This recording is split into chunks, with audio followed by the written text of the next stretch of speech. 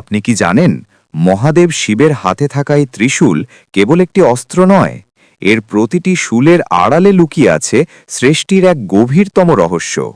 এই তিনটি তীক্ষ্ণ শূল আসলে প্রতীক: ইচ্ছা, জ্ঞান এবং ক্রিয়া। এই তিন শক্তি আমাদের জীবনের ভারসাম্য বজায় রাখার মূল চাবিকাঠি। যখন আমাদের ইচ্ছা আর কর্মের মধ্যে মিল থাকে না, তখন মানুষ নিজেই নিজের ধ্বংসের কারণ হয়ে দাঁড়ায়। কিন্তু যখন এই তিন শক্তি একত্রিত হয়, ঠিক তখনই শুরু হয় প্রকৃত সাধনা। মনে রাখবেন, শিবের সংহার মানে কোনো শেষ নয়, এটি আমাদের ভেতরের অজ্ঞানতা, অহংকার আর মায়ার বিনাশ।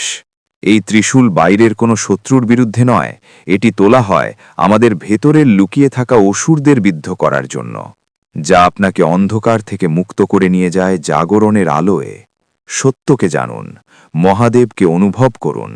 ওম নমঃ শিবায়। আরও অজানা রহস্য জানতে এখনই সাবস্ক্রাইব করুন আননোন ডোজকে।